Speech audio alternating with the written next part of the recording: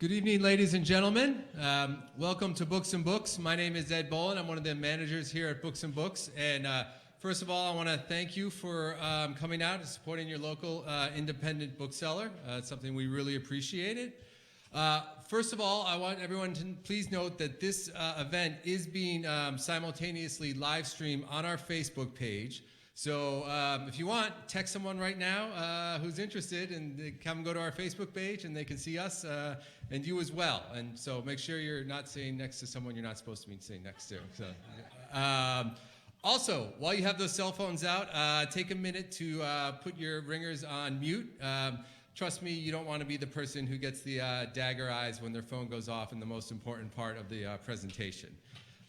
Also, please don't forget to check out our calendar where you can find the most up-to-date information on all the events we're having here at Books and Books, both here in our flagship store in Coral Gables and a number of our other locations, including Lincoln Road in Miami Beach, Bell Harbor Shops in Aventura, Sunnyland Shopping Center in Pinecrest, and we're excited to announce our newest location, which is now open in Coconut Grove. So, yeah.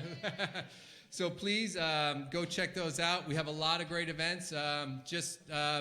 Next week, we've got former Obama foreign policy advisor Ben Rhodes coming. Also, the wonderful writer Rick Bragg will be visiting us as well. So please check those out.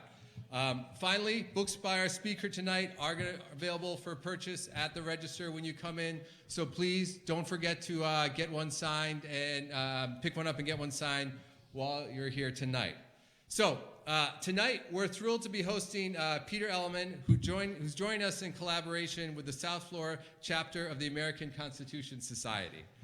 Professor Edelman is the Carmack Waterhouse Professor of Law and Public Policy and the faculty director at the Center on Poverty and Inequality at Georgetown University Law Center. He was a top advisor to Senator Robert Kennedy, also served in various positions in Bill Clinton's administration.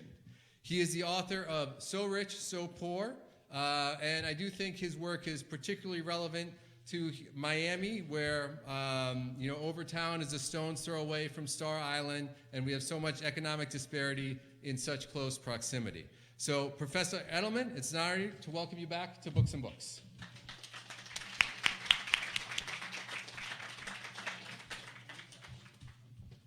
Well, thank you so much. I'm so glad to be here. It was wonderful to be here on my last book. That's, I don't know how many places in America I can say that I was in a bookstore twice. That's terrific. And so thank you all for coming. I particularly want to thank my friend Joel Perwin, who is my friend for a long, long time. And there are a lot of you who are here because of him. And so thank you. Thank you for that. This is has been for me, I'll just say in passing, the last 2 weeks have been very, I guess I'd say meaningful for me. As you know, it's the 50th anniversary of the death of Robert Kennedy, and it's a very sad but also very important for us to remember and what he stood for and what we don't have now and somebody who was not a president to be remembered by so many millions of people meant a lot to me and to a lot of us. And in fact, why I'm here, I would have to say, writing this book and the work that I've done about poverty over a long period of time. Oh, okay. This is that doesn't happen in New York. Maybe it does. They just take a different form, right? Okay, what's going on out there? The reason why I've really been working on these poverty issues for really all of my time since began with Robert Kennedy, and I've kept on in a way as a kind of legacy from him.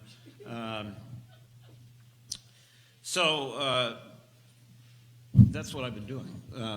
But you know, I've written these and done other things. Really, most of my work, one way or another, relates to poverty and race in this country. And this book covers material that was largely new for me, and I think it's really largely new, at least as maybe of a couple years, to many of you. What opened my eyes about it, and I think that's true of a lot of people, was the killing of Michael Brown in Ferguson, Missouri. And as a consequence of that taking place, the Department of Justice took a look at other things in Ferguson and discovered that this little city in St. Louis County was abusing its own citizens with unbelievably exorbitant fines and fees for so-called quality of life crimes, and sending them to jail when they couldn't pay.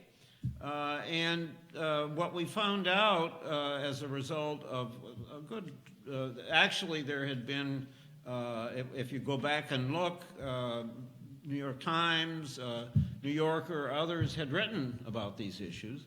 But I think as a sense of this, as it turns out to be a national problem, we woke up.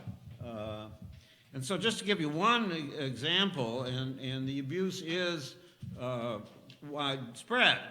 A man, and there are thousands of these, but these cases and stories. A man named Adel Edwards, who lives in Pelham, Georgia, who has a significant intellectual disability, and he cannot read and write. He was fined $500 for burning leaves without a permit. And he was socked with another $528 for the so-called probation of a for-profit company. Fees, not only about the cost of the so-called probation, but other things just thrown in there, so that he owed over $1,000 because he hadn't had that permit.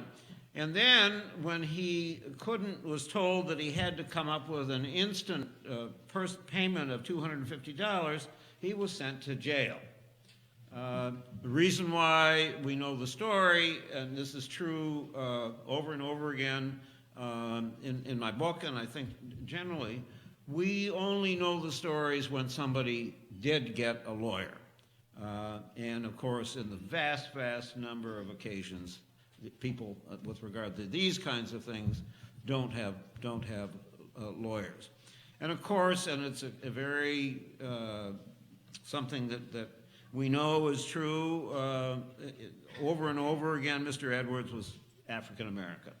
These things are very connected, race and poverty. So what is this? Well, pure and simply, it's the criminalization of poverty. And I'll talk to you about not only this, and in the book, it's not only about the fines and fees, but there's a kind of a larger pattern here to understand about the criminalization of poverty. But what we're talking about with what Adel Edwards was hit with is a systematic way for states and communities to raise millions of dollars, including from the poor, when at the same time, as we all know, we're reducing taxes for the very rich at the very same time. So what is taking place in our country is the 21st century debtor's prison, and then some. And so that's why I wrote this book. And let me say about why this has happened. Some of the other things I'll talk about later on don't relate to this getting money, which is again the Adel Edwards. It is, if we could sum it up, and there are many of you who will remember or know the name Grover Norquist. Many of you, some of you may not know the name, but you may know what he set in motion. He said, shrink the government to the point that it can be drowned in a bathtub. And that's what's been going on, the anti-tax revolution that's abetted by mass incarceration. And so starved for revenues, states and local governments turn to shaking people down, especially young, low-income people of color. So if you go into, in many, many places in our country, into a municipal courtroom, any morning, I saw it myself in New Orleans and St. Louis. It's true in Cleveland. It's true many other places, and you see the same things. Men and occasionally women, all nearly African-American men in orange jumpsuits, often shackled. That's a picture that we need to keep in our minds. So how it works, 2 or 3 versions. One of them is that there's a conviction. There's no lawyer around, so it isn't much of a trial. And then either of the following happen. One is you just get sent right to jail. That's unconstitutional. Doesn't matter, they do it. A little more sophisticated because actually it costs money to lock people up if you think about it. But another version is, you can't pay. You go into this room over there, and you find out that you've come into, the person there is the probation department, which in 13 states is for profit. Of course, it's entirely bogus. There's no social services associated to that. And so you don't get put to jail right then anyway. You're on the so-called probation, and you pay to be on probation, which in fact 44 states have charged money for probation. 13 of them states that do it for profit, which means 31 others are probation agencies that are run by the government, except they charge money for them. And when you see that it's not just that, it's $40, $50 a month for that, and it's not real probation, they charge money for everything. They charge money now these days for, of course, it can be for for your eat in the jail, and for the bed you that you sleep in, you pay money for that. If you are allowed to be out on bail, but you have to have an electronic ankle bracelet, and you can't pay for it, back in jail. If you're offered with diversion and you won't be tried, but you have to pay for it, no diversion. I mean, it just goes on and on and on, and many of these fees have absolutely nothing to do with any kind of so-called crime. I should tell you, I don't want to pick on the state of Florida. Oh, would that be all right?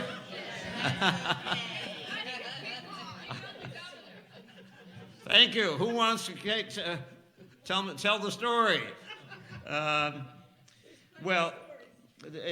example, here in Florida, there were, starting in 1996, 20 new categories of those fees over the years up to 2010, and then some more added since then. You have actually a $50 fee for a public defender. That's unconstitutional, but anyway, it's not waivable in Florida. If you are subject to private debt collection, which does happen, because in the story that I'm telling you, that person that was, went into that room, you have a payment plan. And if you don't pay, then the private debt collection that you have here in Florida, it adds a 40% surcharge on whatever you owe. And so overall, you have about $1 billion that's owed one way or another for Florida. Another version of this is you haven't come before the judge in the first place. You are waiting to be, you're arraigned, but you're going to have to pay for money bail. These are little junky little things, right? So it's $500 or $1,000, and the person doesn't have the money to pay it, or maybe the family does come up with it, but they only do that because they don't pay the rent or the utilities, or they sell plasma, and otherwise you don't. The only way you get out is, and this is not true for these things. This is I'm kind of going over into a related question. Money bail. You can't get out unless, when you can't pay, you have to plead guilty. That's how you get out. And of course, over and over and over again, same story that I just said. When you say that you're guilty in this, then they give you the payment plan and everything else that I said then takes place. In this country, on any given day, there's 700,000 people who are in jails, not talking about prisons, jails. 450,000 of those have not been found guilty of anything. Those are the people who are in there, can't pay the bail.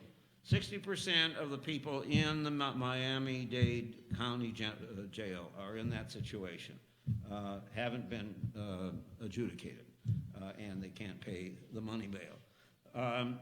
So this gives you kind of a picture of how this works. Actually, the biggest thing around the country and here in Florida is not so much, although there's a lot of it about like the Edwards. It's taking away people's driver's licenses. And the winner on this nationally has been California, except they're now in a period of kind of climbing down. And there's been work in the legislature so that in California, it's now, you cannot lose your license for owing court debt. They finally turned that around in California. You still have about 1 million people in Florida who have lost their driver's licenses. Other states that are in a similar kind of situation, Texas about 1 million, North Carolina about 1 million, Virginia almost 1 million. This is big stuff. And the Washington Post just did a pretty good study a couple of weeks ago, and they counted 41 states that were doing this kind of thing. And you can understand why this is. You don't actually, you could do it with the jail if you want, the way I told it. But what happens is that whatever you have been found guilty of, and the vast majority of the circumstances under which you've lost your suspension has nothing to do with safety on the road. Nothing. It's not a DUI or something like that. So the person has to get to work. Well, that's great for the sheriff because you get picked up again, or you have to take the kids to school, whatever it is, and you just the suspension goes on. You have another violation. You owe money. It just works really well if the name of the game, as it is, to get more money to run the government. And why is it national? Because in the vast majority of states and localities in the country, because of Grover Norquist and others, there is still, we know it, this anti-tax rebellion, and it's very hard to climb down from this. It's an addiction. So even in California, when they started trying to fix it in the way that I said, it's taken them 4 or 5 years in the legislature to do it down one step at a time. They found, just to show you how widely the use of these kinds of things is, not just the driver's license. Recently, the city of New York San Francisco discovered that in the county, not the state, that it was charging people to be on probation. Bluest city in America. They were charging people $50 a month for 3 years for anything that you got probation for, and you had to pay the $1,800 of the 3 years at the beginning. And so that gets you into debt collections and all kinds of owing more money. So in San Francisco, once they found out that it was actually there, the county treasurer was horrified when somebody told him that. So they did fix it there, not so much in other places. So it's not only the question of the license suspensions. Let me just tell you a couple more things about Florida. 30% of the drivers in Miami-Dade are driving without licenses. Well, I'm sorry. Well, I'll try this one on you. 77% of suspensions in Florida are for court debt.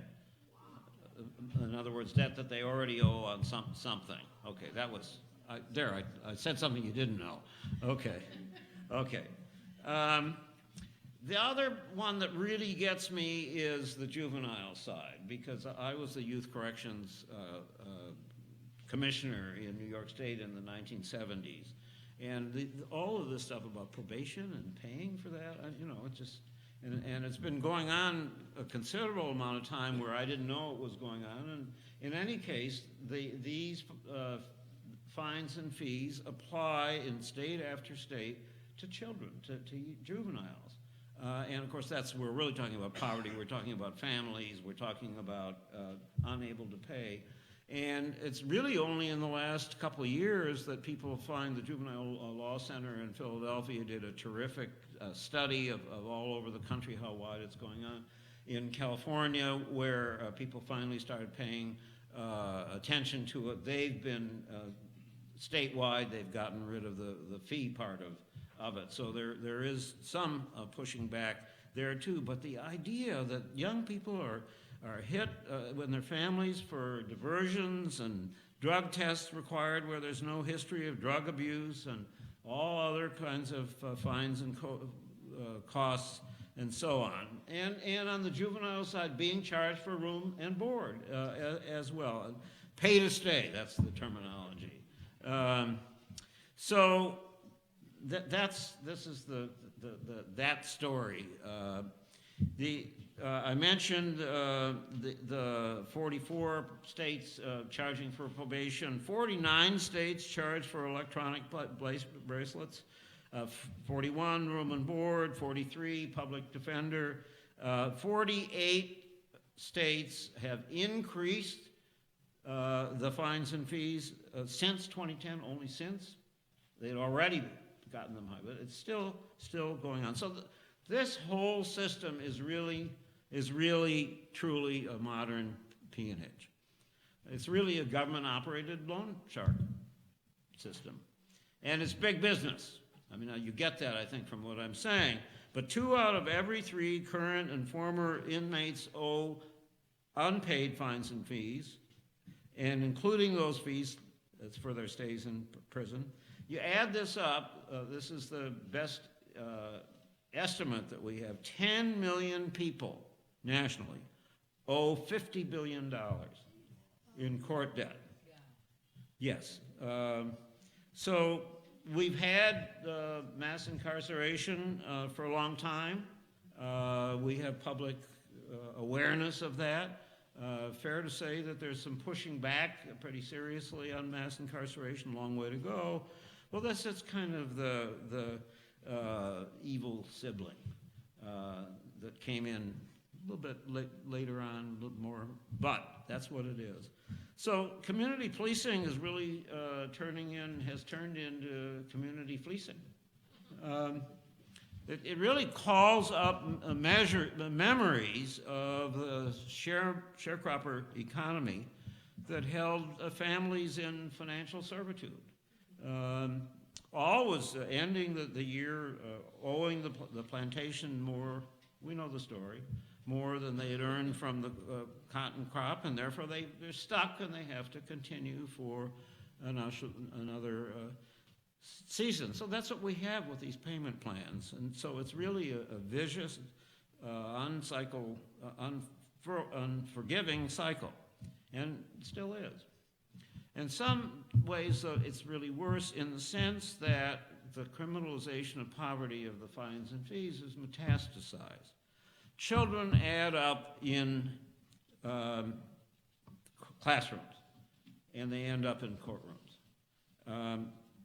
Judges rule on minor incidents that principals once handled in the principal's court office. The spurt in sending children to court occurred after the shooting of Columbine. And of course, we know that we were very, very worried about lives of children in our schools, obviously the most serious thing. But what happened after Columbine, the federal government spent $750 million to add 6,500 school resource officers in 3,000 schools. And you can for surely know which schools that were, because they're the low-income kids, the kids of color. And so in a recent year, there were nationally 260,000 students who were arrested in school. These are for things that were something happened on the playground. These are kids where a kid tripped another kid in the hall. That's what this is about. And in Texas and Wyoming, they send kids not to just to juvenile court, where in and of there you get a record, but in Texas and Wyoming, they send them to adult court for these kinds of things. We're not focusing on that, and I'll tell you one story. There's a girl who I met in California, in Antioch, California, and she was sent to court because a teacher said that she elbowed the teacher after she was attacked by other girls in the hall before school started. The story that would have been the case is that she would have been adjudicated and get a record and so on and so on. Well, as I said, when you even know about these stories, there was a lawyer. And so her mother found Annie Lee, who was a lawyer at the National Center for Youth Law. And how do I know that? Because I'm the board chair of it. Anyway, that's a little extra thing. So Annie Lee did represent her through the ordeal, and ultimately, and this is so important, getting the charges expunged, because just knocking it out isn't enough. The record is there, and it means collateral consequences unless you get it expunged. When women call 911 to seek protection against domestic violence, in many jurisdictions, police can actually evict them. So, for example, fearing eviction, Letitia Briggs, who was a certified nurse assistant in Norristown, Pennsylvania, didn't call 911 when her former boyfriend got out of jail. The police had told her if she called again, she would be evicted. That's how these ordinances work. As a consequence, the boyfriend came back, injured her very, very badly, and again, she had a friend who got in touch with Sandra Park of the ACLU, and in that particular case, it resulted in, at a high price, she almost died, a $500,000 settlement with the city.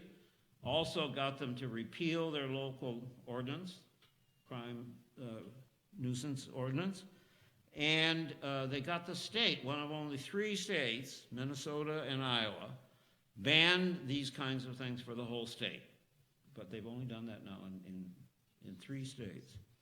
And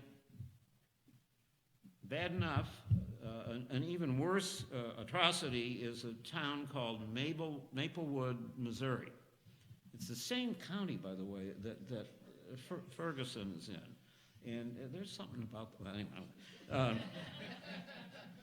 In Maplewood, Missouri, where if a woman tenant calls the police too often, they can ban her, not just evict her, ban her from living in the town for 6 months. There's 2 lawsuits on it, but that is the law. I have read it with my own eyes. So people are fighting back. There are 2 lawsuits on that. But, you know, you have fraud charges against public benefit applicants and recipients to scare them from coming to ask for apply for public benefits. You have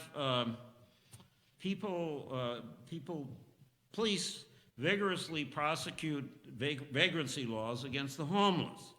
And these have only really increased in number around the country. And so you see it, and you have it in some places in Florida. You can't sleep outdoors. You can't sleep in your car. You can't. And what they want is the homeless should go away someplace. Well, this is part of the criminalization of poverty. That's what it is. And of course, the whole mental health system of our country, it isn't just people who are homeless who have mental health issues, much bigger than that. And so many people, for example, in Rikers in New York, and you find this your county jail over and over again, about 40% of the people who are in the jails have issues of mental